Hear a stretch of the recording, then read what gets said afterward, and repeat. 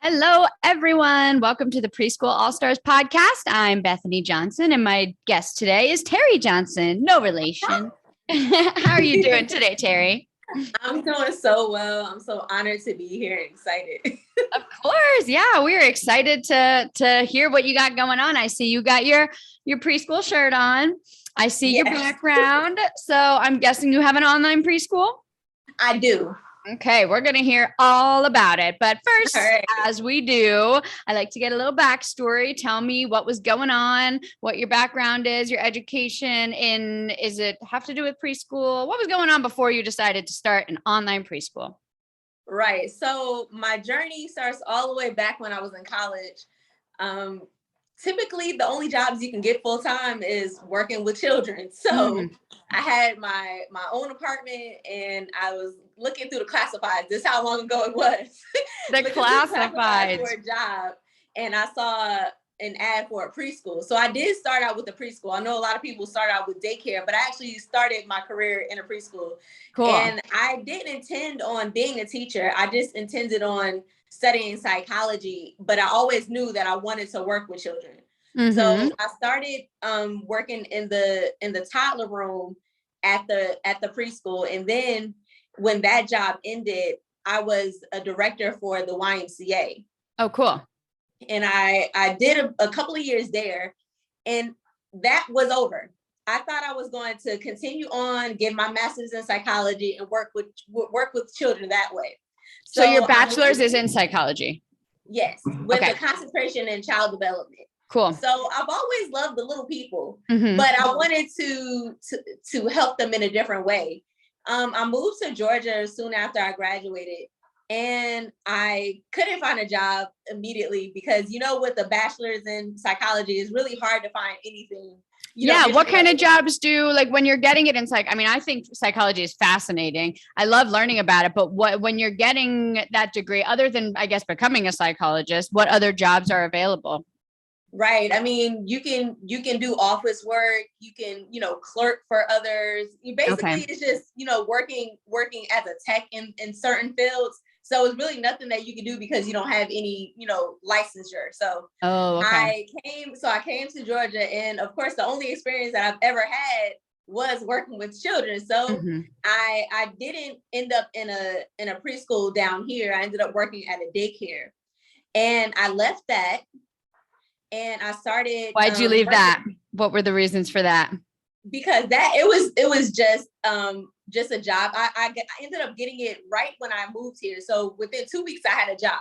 Okay, so you were just looking for something. It wasn't my career. Right, It was just something for me to, get some income while I was, looking for, more permanent employment. Sure. And coincidentally, I had a neighbor that lived upstairs, and she was actually moving up into a director position, and she needed someone to cover her classroom. So she's actually the one that gave me my start. And I ended up being a toddler 3 teacher teaching preschool, and she was the director. Oh, nice. So it started from there. Yeah. So I never actually had any formal experience, but all of the experience that I've had was directly in the classroom working with children. Yeah. I mean, all of that is formal experience, right? That is formal experience. Yeah, totally. I feel like I've honestly learned more working inside of the classroom than I ever did going to those trainings, because to me, you can't really learn it until you're living in it. Absolutely. Oh my gosh. I say that every day. Like nothing prepared me for being in the classroom, like being in the classroom. All the classes and schooling and licensure, all that was, no, you got to be in the classroom to know what it's like to be in the classroom. Right. So I left teaching for a little while. So I went from teaching the 3s. I ended up teaching Georgia pre-K for a couple of years. That was really, really fun, learning through play. Then I ended up teaching kindergarten for 2 years, and that was my favorite. Okay. But I got burnt out. Working with children, especially if you're really, really, really passionate. I was taking work home. And this was before I had my children. So my students were my children. So I would literally, if I was at karaoke, I had my letters, I was cutting them out. If I was at home with my family, we're watching TV, I'm grading papers. So it literally consumed my life, and I just got tired. My sister, she ended up opening a hair company, and she coached me for a whole year. She said, I can pay you more.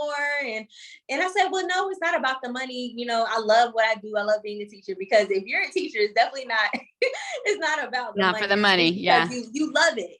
And I did, but I got tired, and dealing with public school parents is a little bit different than private school parents. And going from teaching Georgia pre-K to teaching private kindergarten, and the demands of the parents, it was a little much. I'm not going to even sugarcoat it. It was. Oh no, yeah, sounds it. I had classroom dojo. I would get dojo messages 7:00 on a Saturday. Hey, how's my child doing this? And I said, wow, my goodness, this is Saturday, y'all. Yeah. So I took a break for about seven years, and it was a beautiful thing, because during that time, not only did I meet, marry, and had 2 children during that whole time. Nice. Actually, within 5 years, I did all of that. Awesome. So so just so you can get a timeline, I started in the classroom in 2008. Okay. and then I took 7 years off. So actual classroom experience, I have nearly a decade. Okay. Nearly a decade in my experience. And I decided to go back into the classroom because the pandemic happened, and I had a new baby. And then at the time, my son was 2, and I had them home. And I was still working with my family remotely, but I had my children that were at home, and my 2-year-old, he reignited my love for teaching. He is so bright, and he's so curious about everything. He wants to learn. And so that's how I ended up teaching again. I started my Believe Academy blog in 2020, just as a hobby, just so I can keep myself busy and connected with other moms, because here I was, a new mom at the time with 2 children. I just felt so disconnected from everyone else, because I was always used to being around my family. And at that time, I couldn't see anyone. Right. I couldn't see my in-laws. I couldn't see my sister. I was just, FaceTiming. And I felt such relief by connecting with other moms that was doing the same thing that I was doing. And so while I had my blog, I was looking for ideas on Pinterest and YouTube, like we all do. And I found sensory bins. And so with the sensory bins, my son had so much fun learning. And I realized that with him, I had to teach him differently than I taught my other students, because with them, for some reason, they just listened a little bit better. I realized that when you have your own children, it's a whole new ballgame. Right. I hear that from so many teachers. Like, I have taught hundreds of kids, and why can't I get my own kid to listen? And I'm like, that is so true. I thought I was prepared. I had taught, maybe 100 kids at all of the careers, and, substituting, filling in, floating, all of that. I've done it all. Yeah. So I thought I was ready. Oh no, not for my son. Oh man. Not ready. So I had to make him think that learning was his idea. And the sensory bins were it. And he didn't like his hands to be dirty.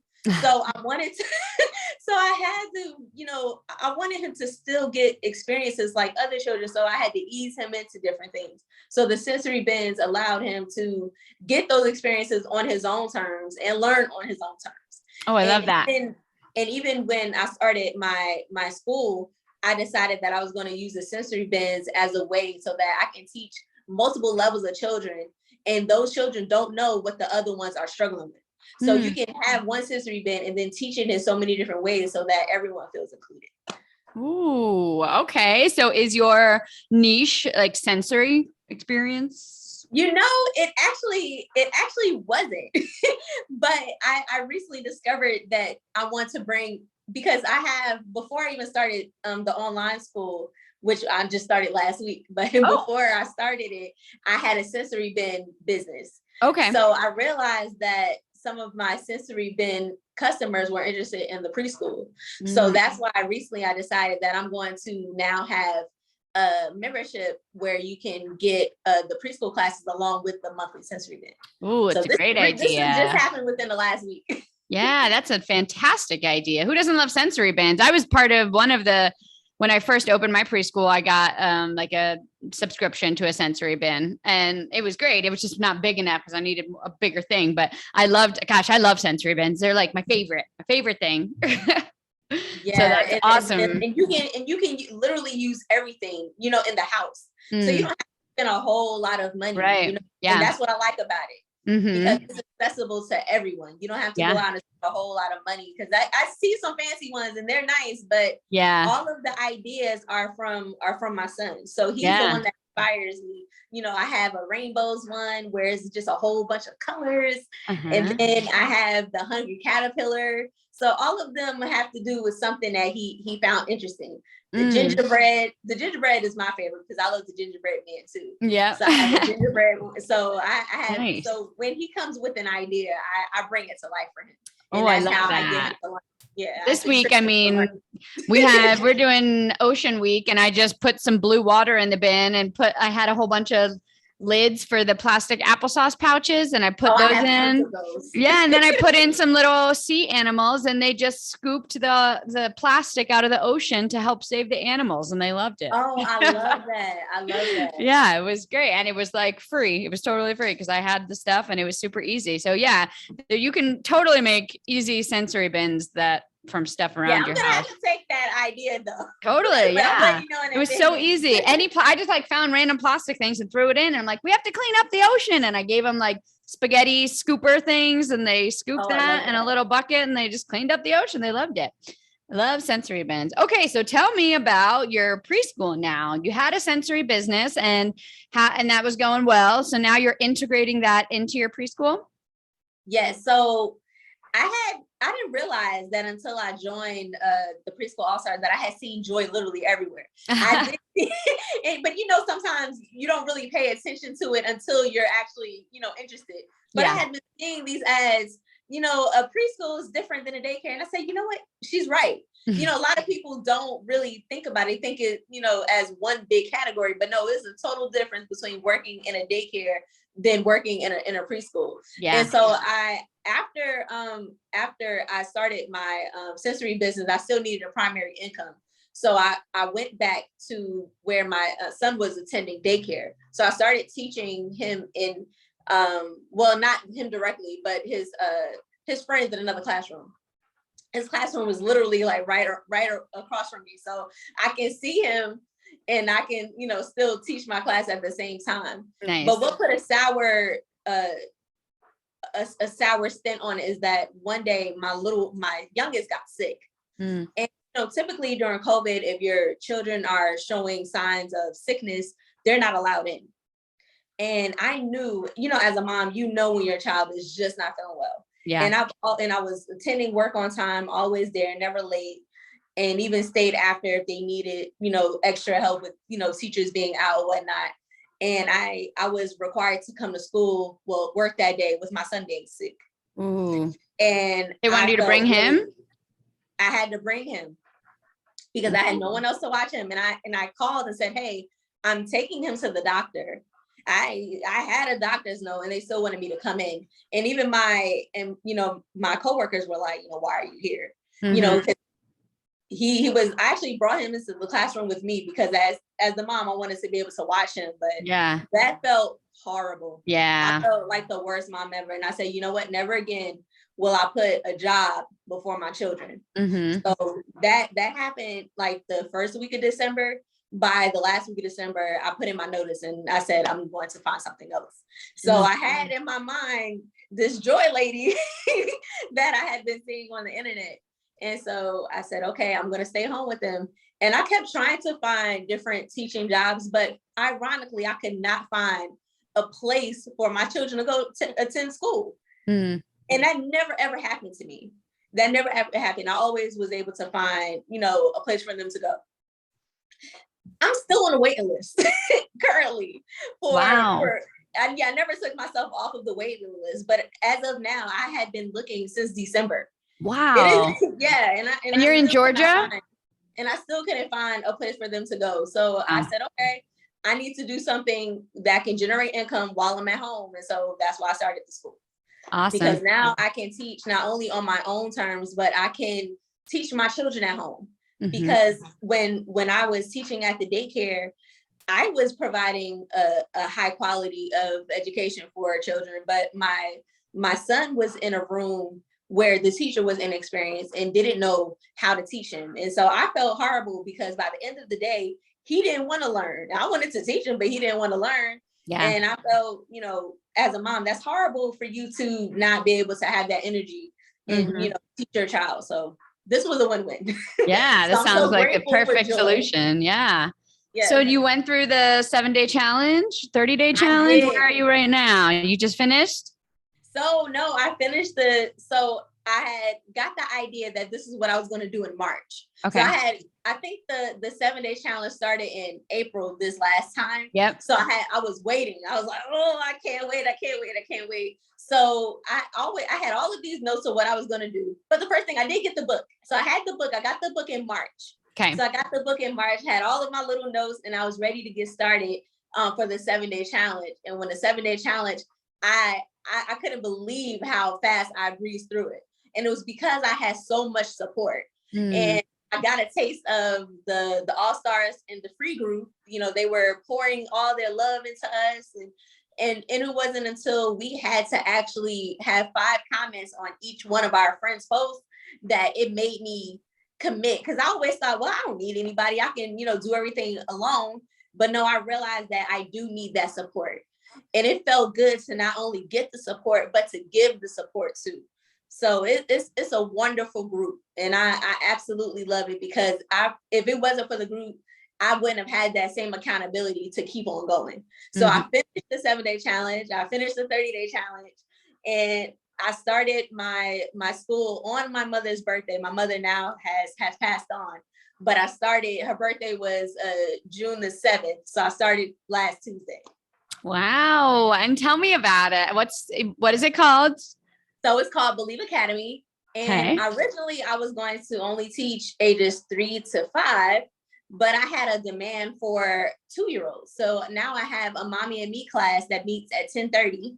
So I have 2 classes. So I have a toddler class it's a watered down version of the preschool class. And then I have my preschool class. And I went from 1 student to now I have 5. Yay. I'm awesome. So in a week, you went from 1 to 5 in a week? In a month. In a month. Okay. Awesome. Okay. So tell me your schedule. So I only teach live 1 day a week. That's Thursdays. Okay. So on Thursdays, I have my 10:30 toddler group. I have 3 students there. And then I have 2 students that are in my actual preschool right now. We're going through summer camp. Okay. And I have Zumba classes on Fridays that are going to start next week because I'm just finishing up my Zumba certification. So nice. Yeah, I know. Love me some Zumba. Did you do the kids Zumba one? What's it called? No, I don't have the training in my area to do the actual kids. I can do Zumbini, but Zumbini, yeah. I don't really want to do that because my focus is really on the older kids. And I think they want more of the kids bop type music. The Zumbini is kind of, What is Zumbini for babies? It's from 0 to 4, but I don't think that the children that I have would be interested in it. I could be wrong. I just think that they were more like the Zumba. Yeah. So you're going to add that as a live class? Yes. As soon as I can get certified for that. Right now, I'm just making up my own choreo. Yeah. Do you have to? I've always wondered this. When you can you not call it? You can't call it Zumba until you're certified, right? Right. So but you can do, you can make up your own choreography and do the same thing. Right, you just exactly. Can't call it Zumba. As long as you don't, call it Zumba. Yeah. Okay. So you have once a week live. Do you do any pre-recorded? Yes. So I have, so right now I was going to do 2-day, 3-day, and 5-day, but all of the students that I have are interested in the 5-day. So I have all 5-day students. So I have 5 pre-recorded, which includes the Zumba, the dance, and the Spanish class. So I started the Spanish classes over the summer as well. Okay. From the hub? Right. Okay. Cool. Okay. And how much are you charging for that? So my Mommy and Me class is $40, but their program is a little bit different. So the Mommy and Me, they get 5, 10 to 15-minute videos. Okay. So that it can grab their child's attention, but they can break it down at their own pace. Yep. It's the same lesson, it's just shorter. Okay. And then for the older kids, their lessons are 30 to 40 minutes long. Awesome. And how is that going? Are you able to easily fit all those recordings in? Because that's a lot of recordings for a week. Yeah. Actually, I have a YouTube channel, so I'm used to recording. Okay. Cool. So I do like little clips during the day. I recently for Memorial Day went to the beach, so I'm going to use that. Nice. As like the B is for beach coming up too. So I try to take little clips when I can, especially when the boys are napping. So I try to, get everything in when I can. But the more clips I have, I could just take pieces of it and then piece it together when they're taking a nap. So that's a really good idea. I hadn't even thought of that. I guess because should be starting to record my classes next month, and then I start in August, and I hadn't even thought about just like taking clips from, if you go somewhere, take a clip and put that in, then you just edit it into your normal class. Yes. So I got the idea I can't remember, one of our All-Stars is like someone that likes to travel. Valerie. Yes. So I got the idea from her. So I said, oh wow, this is great, because we offer the virtual field trips in the hub. And I said, hey, I can have this as a virtual field trip too, right? Totally. In class. Ooh, that's a good idea. I take the ideas from my All-Stars, because our group is awesome. Yeah. There's so much gold given. So I take what I learn and infuse it into my class. I love that. I'm totally going to do that. Every time I'm like out and about, if I see something, I'm going to try and video and then put it into my classes. That's a great idea. I took the boys to the park on Sunday, and I hadn't been there in some months. And I went there, and they had these different, I don't even know what you call it, but it was like, it was like a podium. It had inspirational messages on it. Like, if I grew up, I can do this. And so I took videos of those. So I'm going to make that into a clip too. Cause they have, I don't know, like maybe 10 of them. And they were just spaced out. And even my youngest said, Mommy, there go one now. It was kind of like a game. How many of these did we find and we read, and one of them had to do with believing in yourself. I said, oh, my class is Believe Academy. So everything perfect. Is working together. Yeah. Yeah, that's awesome. Okay. So how are you marketing, and how are you tying in your sensory bin business with your preschool business now? So right now I'm doing Facebook just with my friends, and they're actually the ones that's getting the messages out. Nice. They're so excited for me to get started. So I haven't actually paid for anything as of yet, but I'm probably going to starting next month for the fall. Okay. I didn't want to overwhelm myself too much now. Yeah. I realized even with my 5 students, it's a lot for me. Yeah, well, because you're still recording a lot.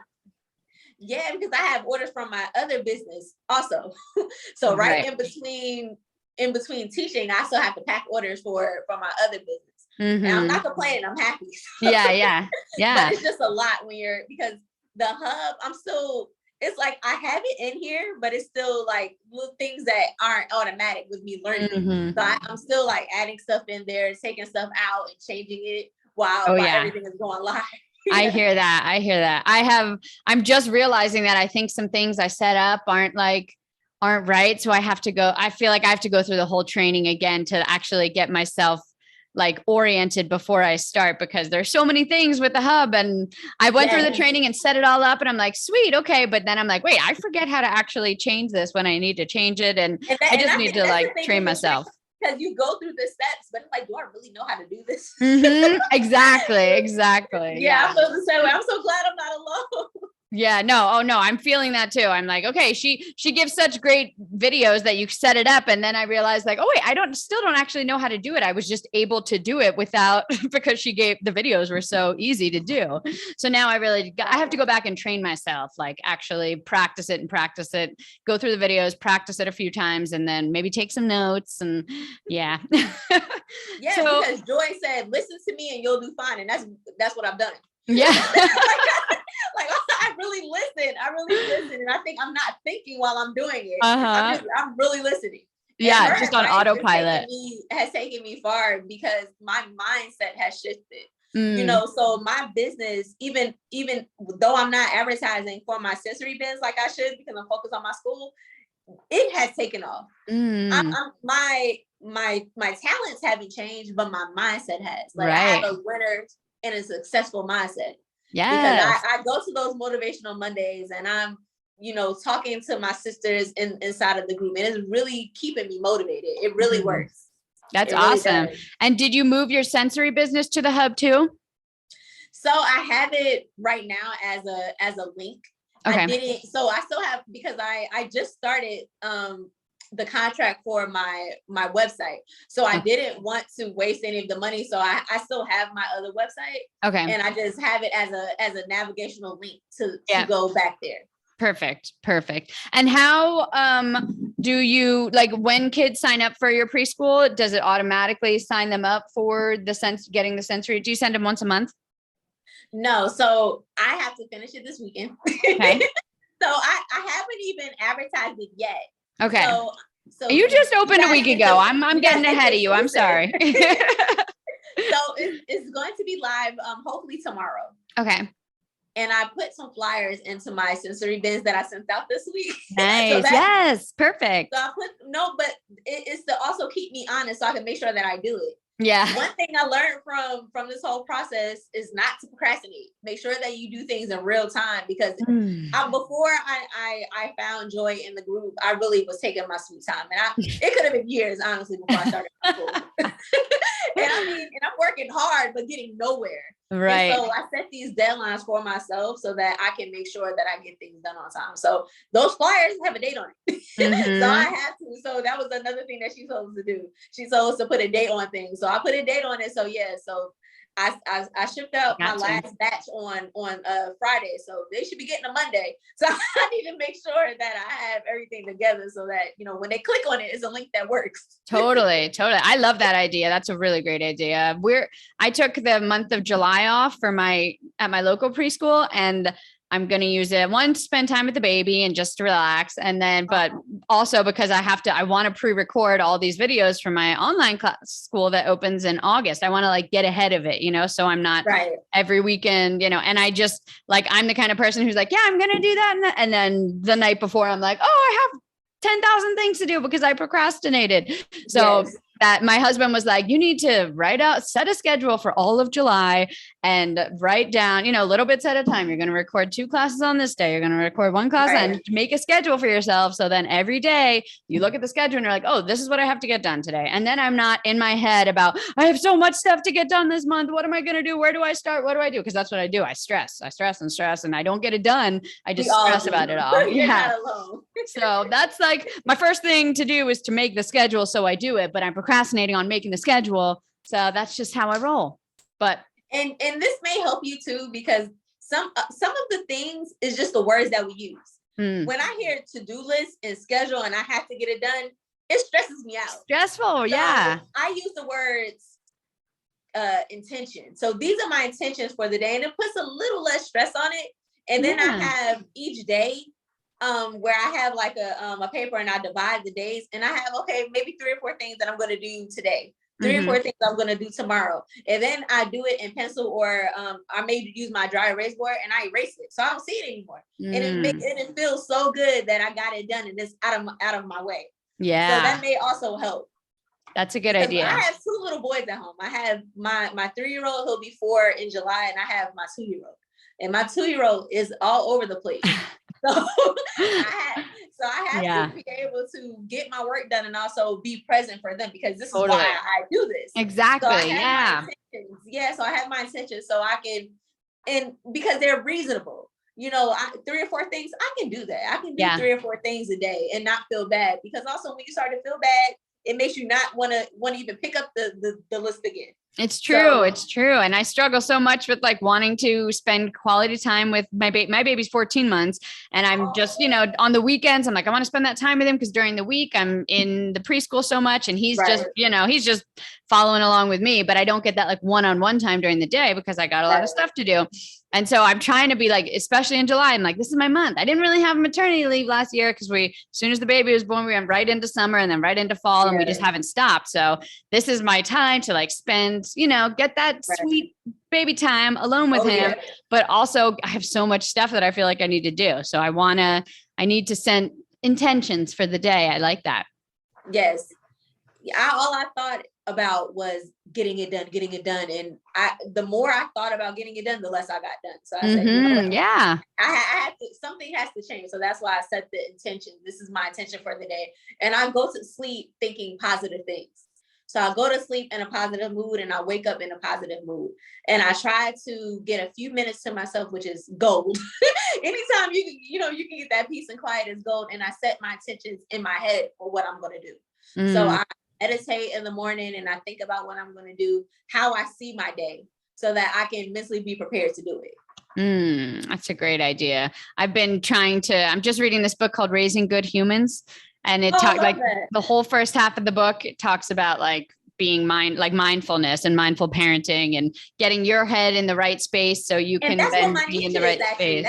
That's what my niche is. I know we went around it, but my niche is actually to teach children how to be mindful, how to be more present in their lives. And the sensory bins tie into that because when you're doing the sensory items, all of your senses are present.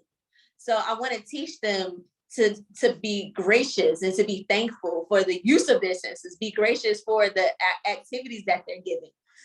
My son, he sees something, he always gets it. And I want him to know that, hey, someone actually had to go out and buy that, Right. Everything isn't free. We work hard for these things. And so I think that as parents, we just want to give our children the tools. And I want to also give the tools to other children as well. That they don't have to struggle, they can envision the life that they want. Because I know as a youngster and going into teenager and even in my 20s, I struggled with getting from A to B. And I get it now in my 30s, but I don't want my children to have to get into their 30s to be successful and to finally get it and for everything to click.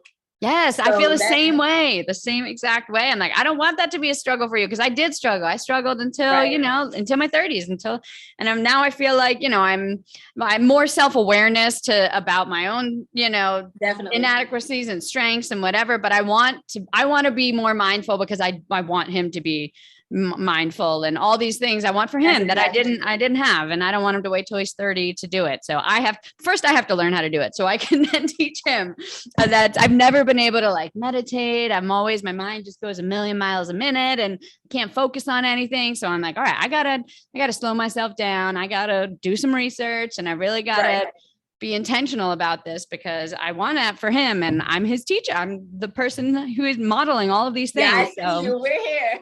Yeah, and absolutely. I'm still in that research phase. I didn't realize that I was meditating for the last couple of years. I would literally, my children would fall asleep to the music. I found some soft piano music on YouTube, and it literally would put me to sleep. But I would just close my eyes, and sometimes being in the house, it would just be so draining. During the pandemic, this is before everything opened back up again. I needed to disappear for a few minutes to just be somewhere else. So I would meditate, but I didn't realize that that's exactly what I was doing. But I started meditating by accident. Awesome. That's a good way to do it, by accident. Nice. Yeah. Awesome. So you are marketing it. Is it your preschool with a niche as like mindfulness and sensory? Is that what it's going to be? Cool. Yes. I love that. So the tools that I have, I want to empower and motivate parents so that they can feel, because some parents just don't feel that they're able to be good teachers to their children. And that's not true. You don't have to go to school. You don't have to get a degree to be a good teacher for your children. Right. So I want to work with homeschool parents, and some of my parents are actually homeschool parents. So I work with them and just supplement their education. So, either if you want to teach your child at home, I can help you that way. Or if you want me to teach them, I can teach them and give you just a few minutes of break so that, you can do other things and, get things done if you want to. Mm-hmm. Yeah, absolutely. The homeschool market is, I feel like, a really great opportunity for the online preschool, for people who want to do online preschool, because especially for people who have a few different kids, like older kids, and they might just need to set their preschooler in front of some educational, programming while they can work with the older kids, or they don't know what to do with the preschoolers, and just giving them that foundation is, I think that's a really great market for us if we're looking to do online preschool. Right. So right now I am just marketing on social media. I am making flyers. And I'm going to put them in the library and also send them to my email list that I have on my blog. So that's currently how I'm trying to see how much I can get done for free before I actually start paying. Yeah, absolutely. Definitely. Cool. Wow. I love all this. So what would you say is your 5-year plan for this business? Where would you like to see it go? So I would love to see Believe Academy as a physical school. So I would love to be able to have teachers that teach. I would also probably, be teaching sometime, but I would love to travel and go maybe teach students at their school, and maybe just, travel. I want to also teach about God, because I'm very spiritual. So teach children about God and mindfulness. That isn't my specific goal right now, because I'm still in the research phase, but going forward, I do want to teach, and I want to reach as many students as I possibly can. Mm-hmm. Absolutely. Wow. And what do you think being part of the All-Stars, how has that helped you on this journey of yours? I mean, I know you were talking about the support and yes, it's been amazing. And honestly, I never thought that a group of women could be so transparent and be so helping. I've had, a few of my favorites, but I love everybody, but I have a few of those. I have one All-Star that sends me prayers every morning. I have an All-Star that, because I had issues with my fundraiser. So, the fundraiser is one of the ways in Joy's book of how to fundraise for your preschool. And Facebook had removed it twice. Not once, but twice. I saw that some ladies were having trouble with it. I haven't even started mine yet. Yeah. So you were able to get some help with that? So far, I do have a connection with someone that works at Facebook. So they're helping me along with it. Nice. Because so far the donors still haven't received their money back. And this has been over a month. Yeah, I had actually raised. So the fundraiser does work. I raised almost $700. Nice. So with both times it was almost about $700 with the fundraiser. And one of the All-Stars saw that it was removed, and so she sent me something off my Amazon wish list. Oh, so that was really, really nice. And I also have All-Stars that they shout me out and say, "Oh, I see you, working hard, and I love you, and thank you so much." So I feel like I'm a superstar, and now I'm on the podcast, and I'm like, oh my goodness, I can't believe people think that I actually have a story to tell. What you've been telling your story for the past 40 minutes, and it's been amazing. These are the stories we want to tell, people who are starting new and amazing things. And it's awesome to hear. Like, I love doing this podcast, because talking to all the All-Stars and hearing their stories and hearing what they're, how the community is helping them, and then the amazing things that they're building for kids and parents. It's so cool. It's so cool to hear it. It is. Yeah. Well, thank you so much for telling your story. I mean, it's great, and we love hearing it. And you do have a story to tell, and you do have stuff to share, and you are awesome. You're awesome. Thank you so much. Thank you, Terri. I look forward to continuing following along your journey, and maybe we'll check back next year for a follow-up and see where you're at. I can't wait.